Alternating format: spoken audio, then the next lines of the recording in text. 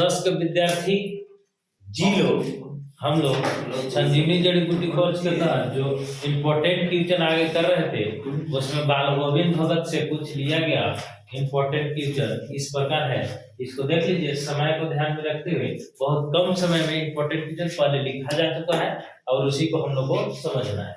ठीक है, तो चलिए भारत माता जय के साथ पहला नंबर हम लोग है बाल गोविंद भगत के लेखक कौन है। तो बाल गोविंद भगत कहानी का लेखक जो है बाबू वो राम वृक्ष बेनीपुरी है। कौन है? राम वृक्ष बेनीपुरी। बाल गोविंद भगत के लेखक कौन बाबू?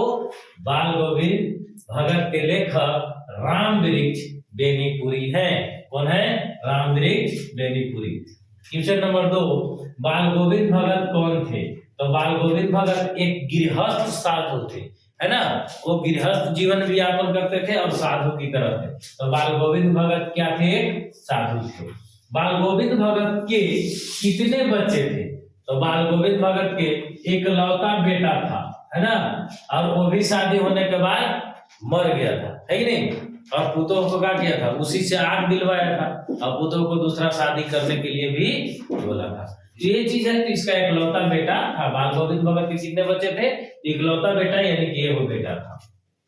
बाल गोविंद भगत किस प्रकार का पाठ है? तो यह एक रेखा चित्र है, यानी कि एक व्यक्ति के रेखा चित्र खींचा हुआ है ना। रेखा चित्र तरह के ये पाठ है।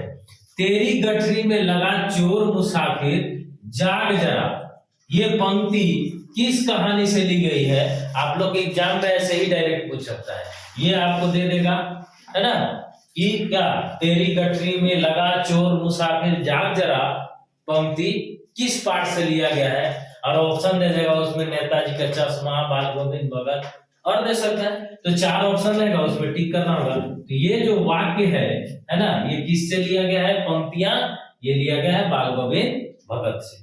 ठीक है, चलिए क्वेश्चन नंबर 6 की ओर। 5 क्वेश्चन जो था वो एमसीक्यू था। छठा नंबर जो है बाल गोविंद भगत का रेखा चित्र प्रस्तुत करें। रेखा चित्र का मतलब क्या होता है? उसका वेशभूषा कैसे रहता था, उसका दिनचर्या क्या था, बस यही रेखा चित्र में प्रस्तुत किया जाता है। तो बाल गोविंद भगत कैसा आदमी था? बाल गोविंद भगत एक गृहस्थ होते हुए भी क्या थे? सन्यासी थे, है ना। क्या थे? सन्यासी थे। गृहस्थ होते हुए भी एक सन्यासी थे। उम्र 60 के ऊपर, माने 60 से आगे होगा, 61, 62, 63, है ना। तो 60 के ऊपर गोरे चीटे व्यक्ति थे, है ना। अब मिडिल कद के भी व्यक्ति थे, माने मंझोला किस्म के, ना ज्यादा लंबा थे ना ज्यादा नाटा थे, है ना। तो मंझोला किस्म के व्यक्ति थे, तो यहाँ लिख सकते थे गोरे चीटे मंझोले किस्म के व्यक्ति थे, ऐसे भी लिख सकते हैं हम लोग। बाल सफेद थी। क्या थी? बाल सफेद क्या था? काला नहीं था, सफेद था। चेहरा चमकदार था और सिर्फ एक लंगोटी और सिर पर एक कनपट्टी टोपी लगा हुआ है। ठीक है, कैसे कनपट्टी टोपी वाला पूरा ऐसे नहीं रहता था, मंकी टोपी जिसको हम लोग बोलते हैं, ऊपर से पहनेंगे तो ऐसे सब हो जाएगा ऊपर में, है ना। एक कनपट्टी टोपी उनकी वेशभूषा थी और उनका दिनचर्या क्या था? प्रभु का भजन और गायन उनकी दिनचर्या थी। हमेशा प्रभु के भजन करते रहते और गायन करते रहते, यही उनकी क्या थी? दिनचर्या थी। चलिए आगे बढ़ते हैं हम लोग कि आपकी दृष्टि में भगत की कबीर पर अगाध श्रद्धा का क्या कारण रहे होंगे, है ना। यानी कि कबीर पर उनको बहुत ज्यादा श्रद्धा था, उसका कारण क्या था? कुछ तो कारण होगा जो कि कबीरदास को ज्यादा मानते थे, उस पर श्रद्धा ज्यादा था, तो उसका निम्न कारण रहे होंगे। आप लिख सकते हैं कि भगत की कबीर पर अगाध श्रद्धा का निम्न कारण रहे होंगे। ठीक है, आप लोग ऐसे भी लिख सकते हैं बाबू। तो भगत को कबीर की गृहस्थी साधु वाला रूप भाया हो, वो भी तो इसी थे। कबीर भी क्या थे? गृहस्थ थे लेकिन साधु थे, तो उनका वो रूप जो है इनको ज्यादा भाया होगा, है ना।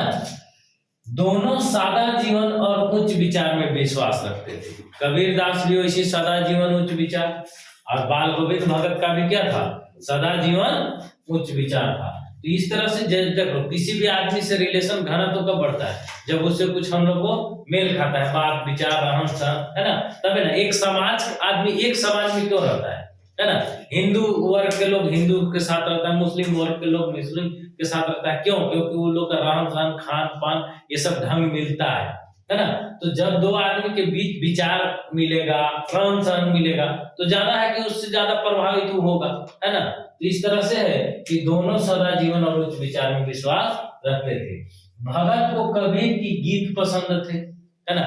जितना कबीर दास की उल्टी बानी बरसे कमल भींगे पानी बोलता है ना, तो ये सब है। क्या बोलता है, पत्थर पूजे हरी मिले तामे पूजू पहाड़, है ना। कहने का मतलब क्या था कि एगो पत्थर पूजने से अगर जो हरी मिलेगा तो हम पहाड़ काहे नहीं पूजेंगे, है ना। सब एक एक भगवान मिल जाएगा। उनका ये भी कहना था, कंकर पत्थर चुन के मस्जिद लियो बनाए, सादे मुल्ला बांग दे क्या बहरा हुआ खुदाए, है ना। कहने का मतलब कंकर पत्थर चुन के मंदिर मस्जिद बना लिया है और माइक लगा के कान में उंगली डाल के चिल्ला रहा है, क्या तुम्हारा खुदा बहरा हो गया है ना। तो उस सब जाति के प्रति ऐसा नहीं है ना। तो सबको ये किए थे ना, मस्जिद मस्जिद पर तो उनका सदा जीवन उच्च विचार था। तो उनका गीत जो है वो भगत को ज्यादा पसंद आता होगा, इसलिए जो है उसके ज्यादा अगाध प्रेम था। कबीर तथा भगत के विचारधारा मिलती थी, दोनों के विचारधारा एक ही था और दोनों काफी समान थे। और दोनों जो क्या थे, काफी समान थे, है ना। मारा बेटे फेंक की लगभग लगो फेंकी बुकुल हुआ कह लो इसे ठक ठक ठक ठक ये गलती है।